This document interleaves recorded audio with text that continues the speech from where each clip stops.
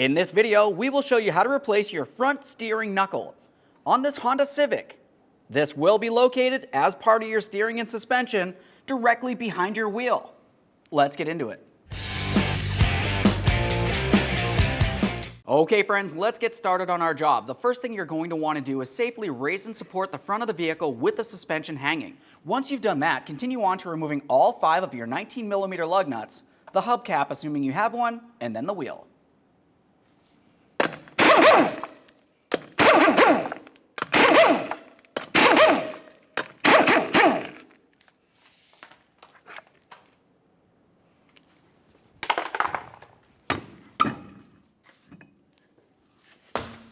Now that we have the wheel out of the way, continue on to removing your 32mm axle nut.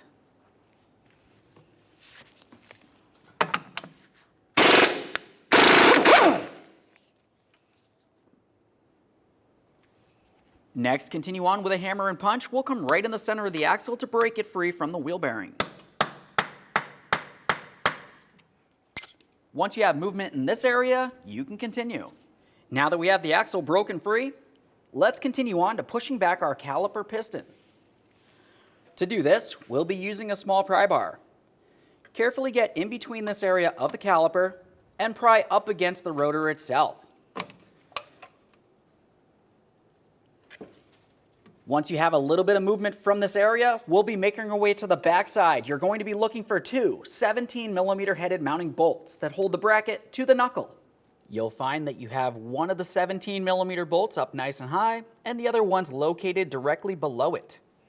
Remove the first one, quick inspection, and then start it in just a couple threads.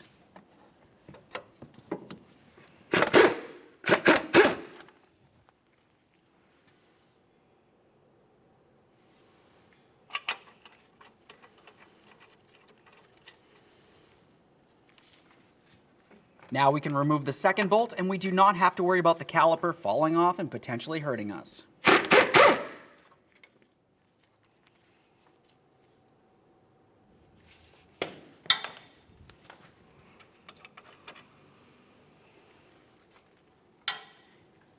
Now we can remove the caliper and hang it aside, making sure that we put no pressure on the flex hose itself.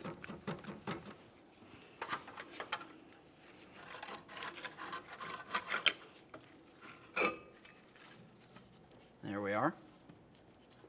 The next thing that we'll do is remove the rotor. To do that, it's a good idea to use one of your lug nuts and put it on just a few threads. Now we'll use a bit driver to remove our 2 Phillips head screws.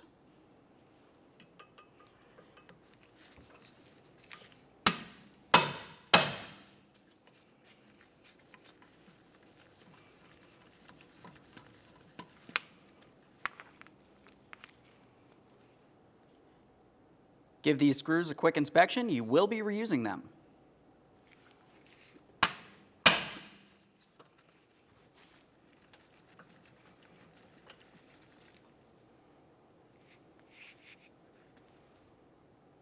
Now we can remove the rotor from the area. If yours feels like it's stuck in position, go ahead and give it a couple taps with a hammer.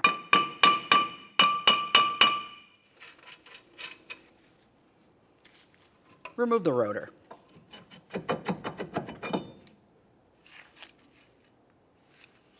Now let's move along the backside of the knuckle.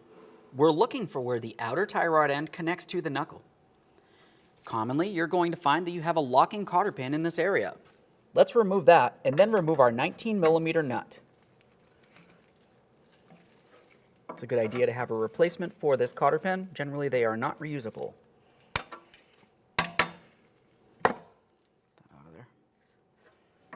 Now we'll use our 19mm to remove this nut. Start that back on, just a couple threads. Continue with a hammer and tap just along the knuckle, being extremely careful not to damage your outer tie rod end.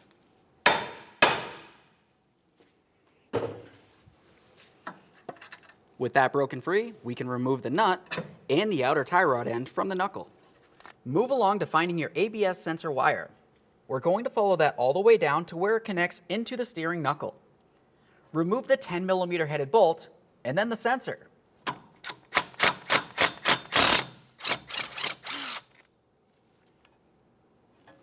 With the mounting bolt out of there, it's time to remove the sensor from the knuckle. It's important to mention that it is common for these to be stuck in the knuckle. Go ahead and spray it with some penetrant.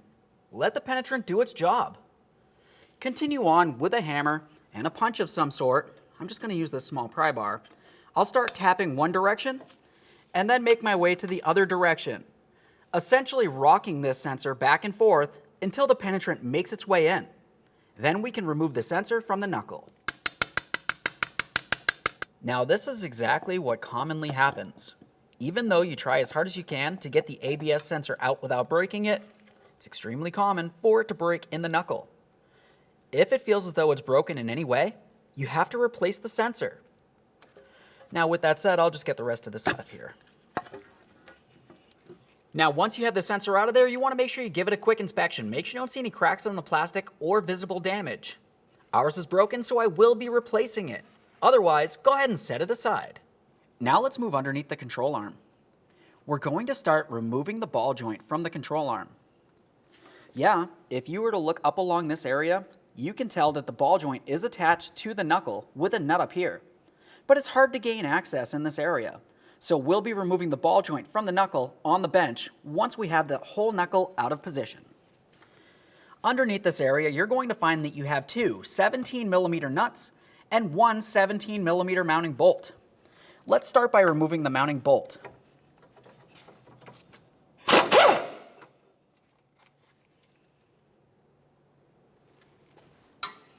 Continue on to each of the mounting nuts.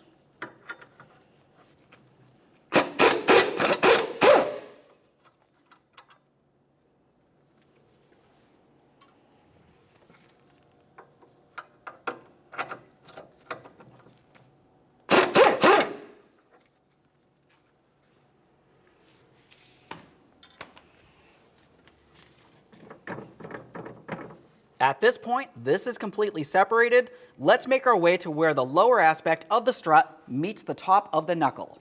Now up in this area along the front, you'll be finding that you have two 19mm nuts. And if you were to look along the back side of the strut, you'll find that you have a 17mm headed bolt that comes through from the back towards the front.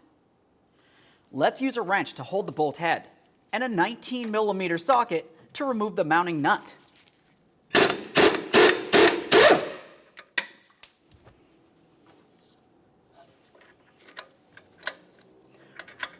At this point, I will leave this top bolt in here and remove the lower mounting nut and mounting bolt.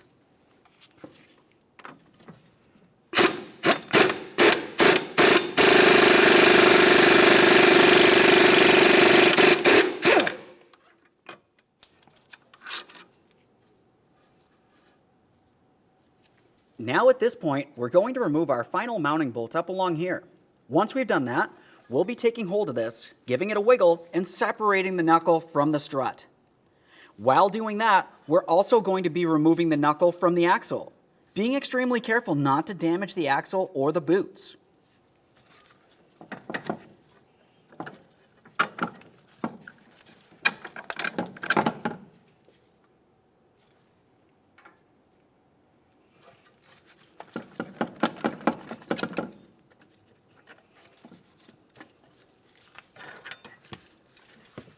Now we can lift up on the knuckle and remove it from the lower control arm.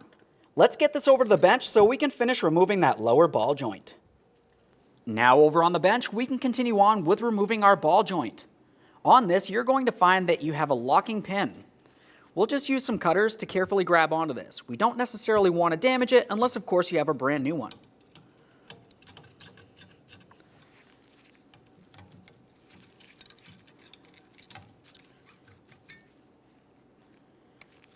We'll just give that a quick inspection, make sure it is still reusable. If it is not, you can also use a plain old cotter pin.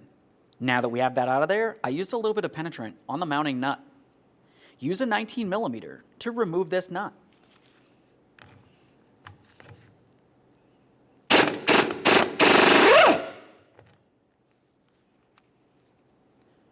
Give that castle nut a quick inspection. The next thing that we'll do is take that nut and start it on there a few threads. We want to make sure that we do leave a gap in between the knuckle and the nut. The reason for this is because we will be tapping on this area to attempt to break the ball joint free from the knuckle. Now to remove this, you can either use a ball joint separator in this area. You want to be extremely careful not to damage the joint or the boot. Otherwise, you can tap directly on this area. We're going to try to cause some vibration to break this free.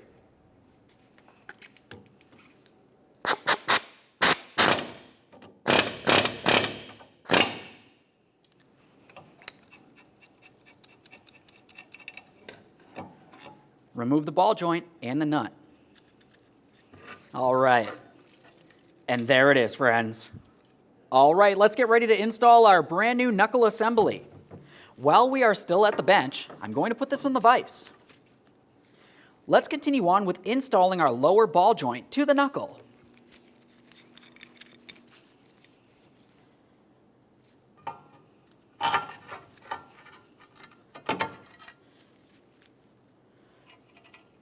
Start the nut on there. With this started, let's bottom it out and then torque it to 58 foot-pounds. Now we can torque this to 58 foot-pounds. Once you have that torqued, the next thing you want to do is locate the hole in the stud of the ball joint and align it with one of the slots on the nut. If it's not aligned, you need to continue tightening the mounting nut until the very next slot is. Once you've done that, you're going to continue on with one of the locking clips, either the original one or a brand new cotter pin.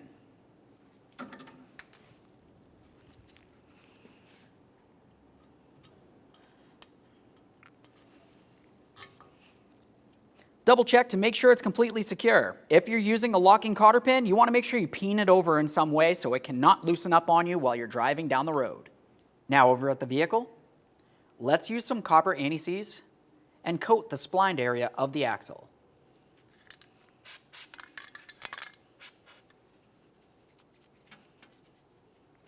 Now we can start installing that knuckle. Let's take this and start putting it in position. We're going to align the lower ball joint studs with the lower control arm. While doing so, let's also make sure that we align the axle with the bearing.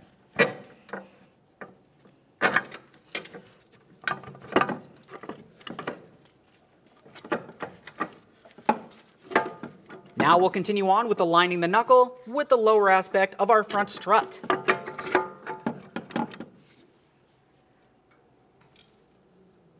Start in your strut to knuckle mounting bolts coming from the rear towards the front.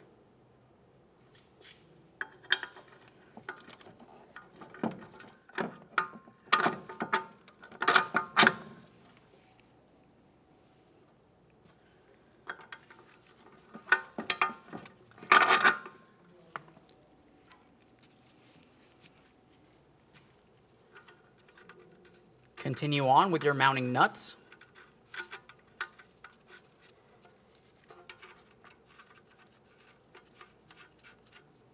Now, if you are reusing your mounting hardware, it's a good idea to use a little bit of thread locker. At this point, we'll continue on to snugging each one of these. Once we have them snug, we'll torque them to 67 foot-pounds.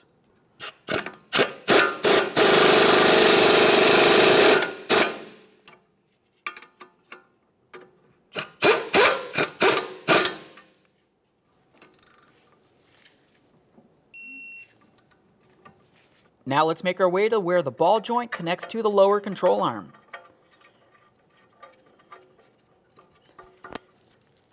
The next thing we'll do is start on each of the pieces of our mounting hardware, snug them up, and then torque those to 43 foot-pounds.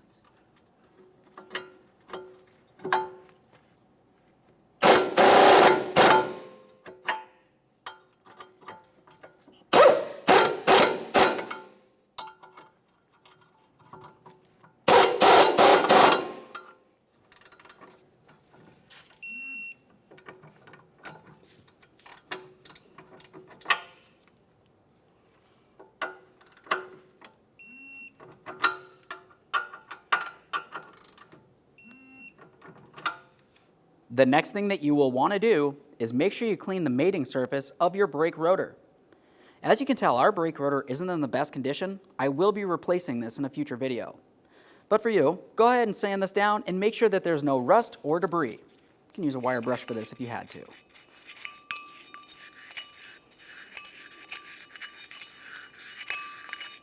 Once you have the backside of the rotor clean, continue on with some anti-seize along the mating surface of your wheel bearing.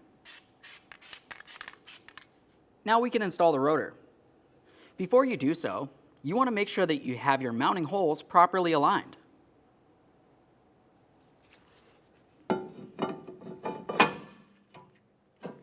That looks good. Now we can install those Phillips head mounting screws.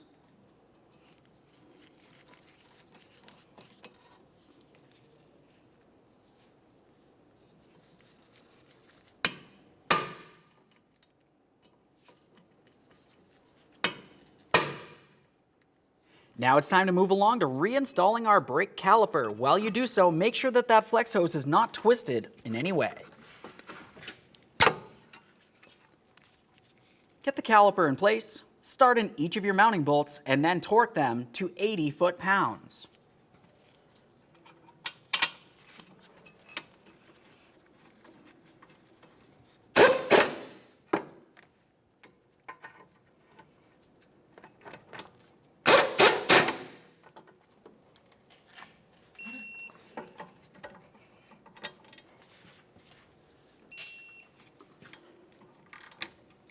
Now it's time for the outer tie rod end.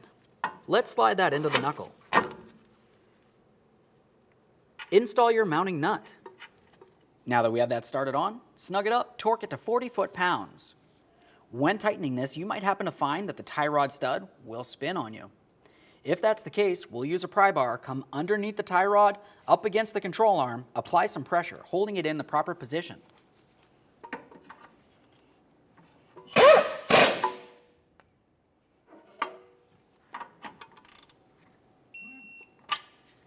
Once you have it properly torqued, continue on with a locking cotter pin. We'll slide this right on through the hole and peen it over, so there's no way this nut can loosen up on its own while you're driving down the road. Now we can secure that ABS sensor into the knuckle. Let's bring that down and slide it into position. Start in your mounting bolt, snug it up, and then torque that to 7.2 foot-pounds, which essentially converts to 86 inch-pounds.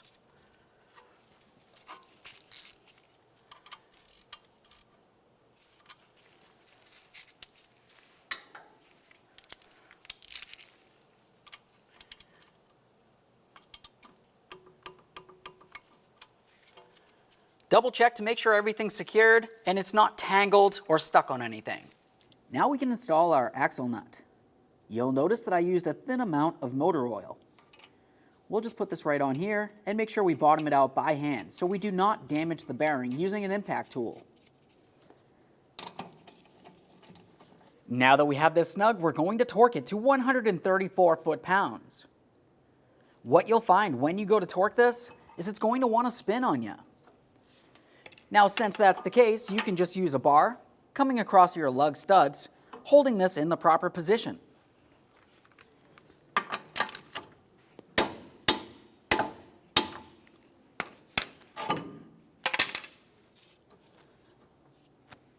Once you have it torqued, you want to look for the slot in the axle shaft. We're going to peen the nut down into that slot using a hammer and a punch.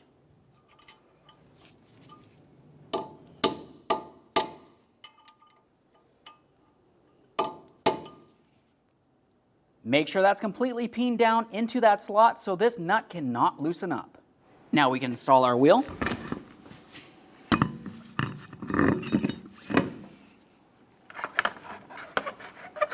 Install your hubcap, making sure that you align your valve stem hole. Start on all 5 of your 19mm lug nuts, bottom them out. We'll get the wheel back on the ground and torque each of the lug nuts to 80 foot-pounds.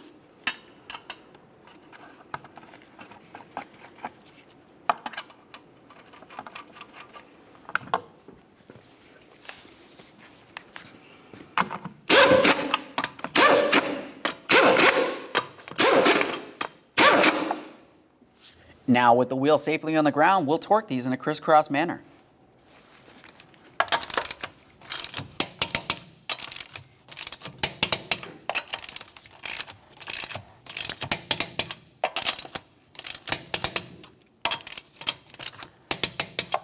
Torqued. Okay friends, we've got our vehicle back together. At this point, go ahead and take it for a road test. Make sure you don't have an ABS light and get yourself safely down to your local alignment shop. Thanks for watching. When only the best will do, demand TRQ. The only company that lets you view before you do. TRQ is committed to offering the highest quality aftermarket auto parts that are engineered for peace of mind. Thanks for using and viewing with TRQ.